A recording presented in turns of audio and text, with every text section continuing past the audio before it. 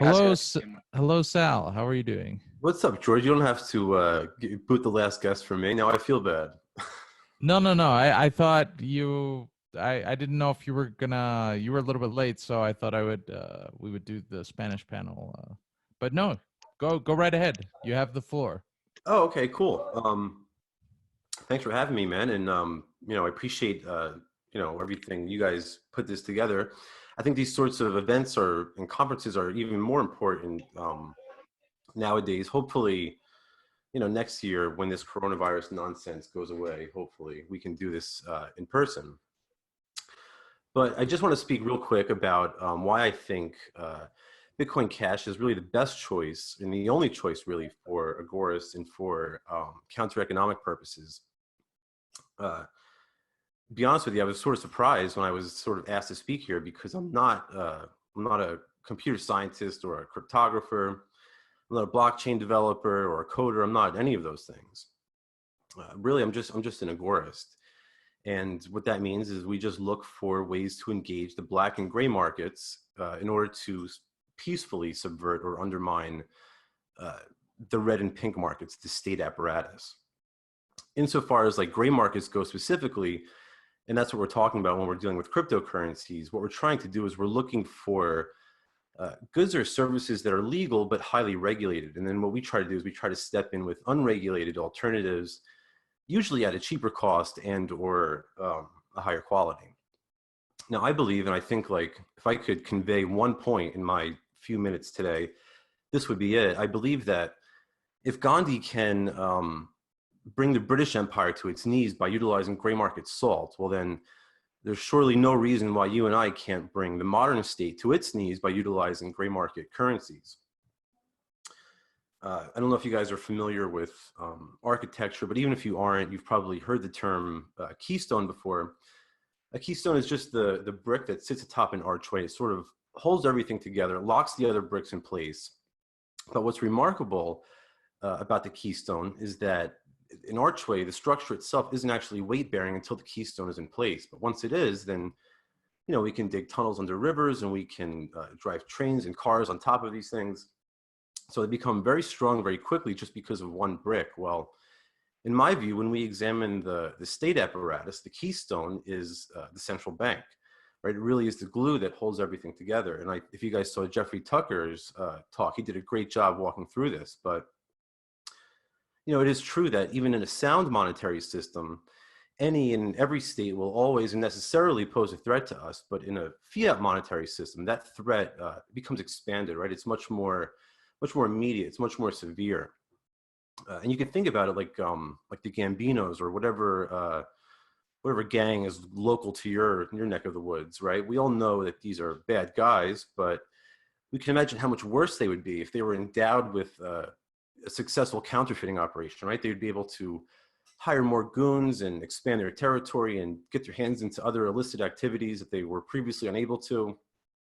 Well, it turns out that criminal enterprises scale quite nicely because the same is true of the state, right? It's because of the central bank that the state is able to invade countries at will and carry on wars that last for decades, right? It's because of the central bank that they can afford to play world police. The list goes on. It's because of the central bank that free men and women are turned into slaves vis-a-vis welfare dependency. It's through the high time preference induced by their cheap money that our voluntarily adopted societal norms and institutions are slowly being eradicated. It's because of the central bank that every single day that we wake up, the only thing standing between us and bankruptcy, between us and hyperinflation, is the benevolence and the wisdom of a small group of politically connected bankers who have frankly demonstrated neither benevolence nor wisdom.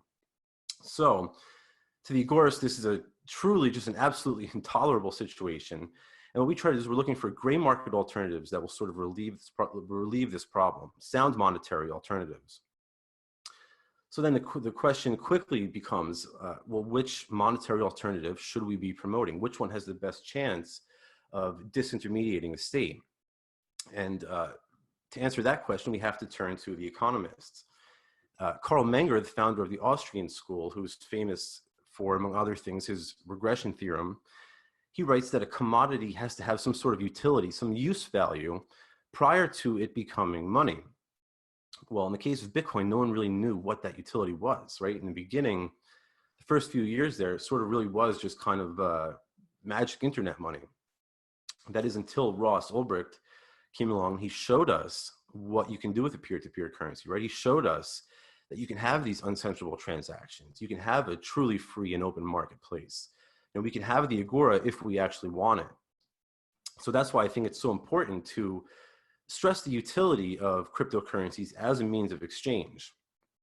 We also know from the economists that the market will only select the most saleable of commodities for use as exchange media, right?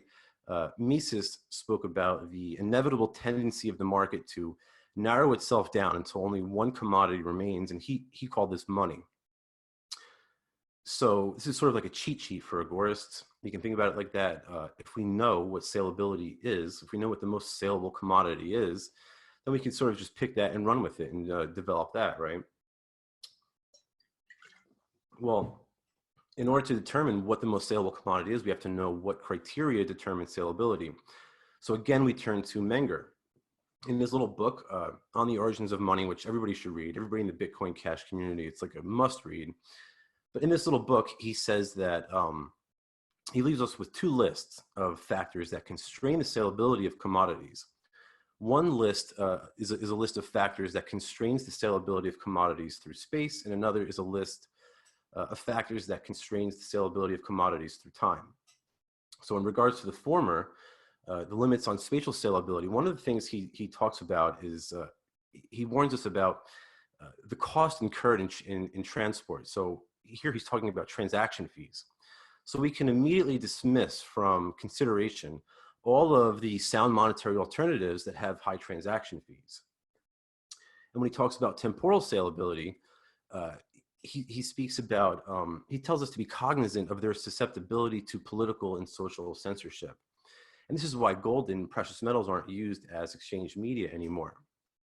The state correctly identified confiscability as a weakness in their temporal salability, and they exploited that weakness when they were establishing their fiat monopoly.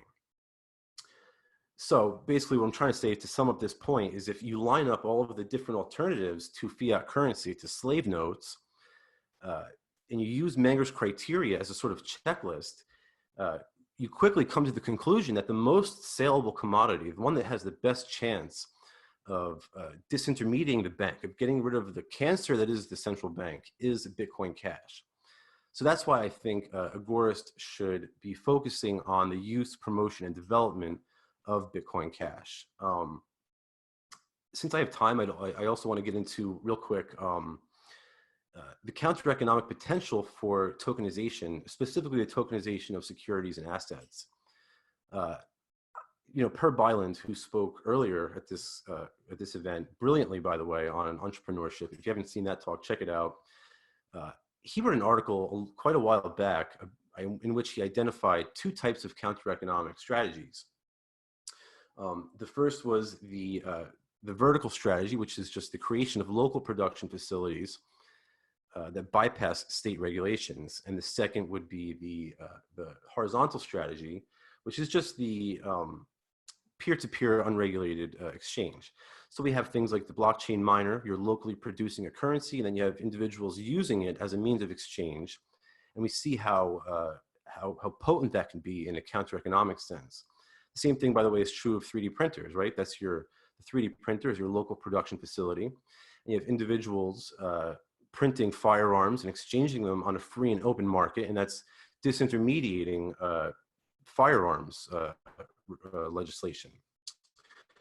Well, the same logical structure applies to the tokenization of securities and assets. That's why I think this is really today's black swan, right? The next 3 years, 5 years, I think this is going to be a black swan, because we have things like the Bitcoin.com mint, where individuals are tokenizing their own securities and their own assets, and soon they'll be trading them in a peer-to-peer fashion using things like decentralized exchanges and whatnot. And to me, this spells the death of the SEC and FINRA. And what that means is I think that you're going to see a tidal wave of investment in capital into the market, and that's going to really unleash a tidal wave of innovation. So I'm really excited about that. I think that tokenization will sort of increase adoption, sort of speed up the counter-economic process here. So I'm really excited about that. I think that's all the points I wanted to get to. So I think I will leave it there. And I think we have enough time. If there's any comments or questions, or any of the Bitcoin maximalists want to tell me to go screw, that's cool too. All right. Great points, Sal. So any questions from the audience? Did you by chance catch the Rogers interview with Anthony Pompliano? I think it was today. I didn't. I missed that. It was just him for 2 hours, just saying, I don't know, I consider it kind of like brain dead stuff to Roger to be like, why, like he doesn't care that it's practically impossible to use BTC. Number go up, right? Number go up. It's funny because you see a lot of them talking about, well, what number should we trade it in at? And, the way I think about it is if you're looking to trade it in for fiat slave notes, you don't understand what we're doing here. So was that here at this event today, though? No, that was something separate. Okay. Might have been yesterday that it happened. These 2 days have run together for me. Yeah, it's so disappointing. It's been so disappointing to watch over the last 9 years, the whole BTC thing degenerate into, the whole number go up, the Wall Streetization, that whole thing, Yeah, and I think Jeffrey Tucker really hit on some really great points earlier today. He really went through the history very very well. But yeah, it's really sad what they've done to it. And I think one of the things that he said that was so poignant was that if this never happened, right, if we never had this problem, if they didn't prevent the increase in the block size, then we probably would be in a much different place today. Who knows where we'd be at this point in the story of cryptocurrency. Sort of sad when you think about it like that. It really is, and it redoubles my determination to see BCH flipping BTC within the next few years. For sure. And when I had him on my show, Jeff, that's one of the things that we spoke about. And I think he said, it's hard to time these things, but within Bitcoin, I think he said BTC will still go up a little bit, but I think within the next 10 to 15 years, he said, you're going to start to see that change. And I frankly agree with him 100%. Yeah, I think one problem, if, it's not that really flipping BTC is the point of it, but, one problem with people being able to recognize when it happens is I think most of the liquidity, most of the new people entering BCH are going to do it via peer-to-peer liquidity, at places like local.bitcoin.com. And that may not be reflected, on the centralized exchanges. True. I think irregardless, I think that if they don't have if it's not an efficient medium of exchange, then it's basically useless for counter-economic purposes. For the purposes of liberty, it really is just, absolutely useless at that point. Maybe, hey, you might buy it and it'll go up and maybe you can make a few dollars and God bless, I hope that works out. But that's not what we as agorists are trying to do, right? We're trying to create a freer society. And the only way to do that, I think, is to get rid of the central bank. That is the problem, right? That is the cancer, really, is the central bank. And like I just said, even in a sound monetary system, any government will still pose a threat, but one that has the power to counterfeit is much more ominous. So that's why I think Bitcoin Cash really is probably the most powerful counter-economic tool we have, even more so than 3D printers and things like that. Yeah, we have to create the new world in the shell of the old. Right. Well, that's why it's so important what guys like you are doing, people who are smarter than me, you developers and whatnot, because you guys are the ones creating the infrastructure that guys like me are going to be using in the next decade or so. I would say Chris Troutner, who was on the stream earlier, is probably more that kind of guy. Yeah. There's a bunch of them. Vin Romani too. The list goes on. There's really a lot of talented developers in the Bitcoin Cash ecosystem. I think that's one of our main strengths. One of our key selling points right there. So yes, and also one of the things that we're seeing now in BCH is the use of stable coins. For example, some of these projects are actually using like USDH. I don't know. I'm kind of ambivalent about using stable coins for adoption, but what do you think? I'll tell you what, I've always been opposed to, look, if you have any currency is pegged to a fiat currency, then that's not stable, right? If it's subject to the whims of bankers, then that's the opposite of stability, right? But with that being said, I think that there are some interesting projects going on that use these stable coins. Like we saw one presentation earlier today on the Bcash card. That's pretty cool, and that uses USDH. So, look, I think that the ecosystem will evolve naturally. You won't see me using fiat currency at all, but hopefully it'll drive adoption. It'll encourage more people to exit the fiat system, even if it's a slow step-by-step process. Yeah. All right. Very nice. Thank you so much, Sal Mayweather, Sal the Agorist. I'm gonna drop he has some excellent content day in and day out for those of us who are who really get the ideas behind Bitcoin and Bitcoin Cash. So definitely recommend you follow him. Sal, any final words?